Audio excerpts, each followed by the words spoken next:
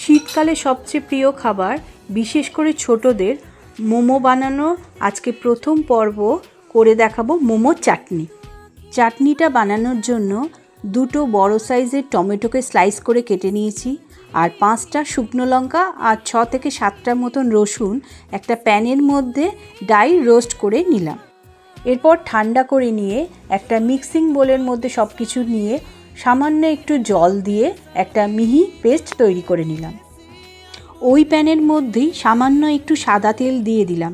তেলটা গরম হয়ে গেলে 1 টিস্পুন কাশ্মীরি লঙ্কা দিয়ে দিলাম। একটু নেড়ে নিয়ে টমেটোর পেস্টটা তেলে দিয়ে নেড়ে নিলাম।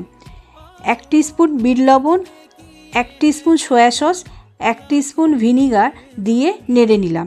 তারপর ঝালটা ব্যালেন্স করার জন্য 1 টিস্পুন চিনি মিশিয়ে নিলাম।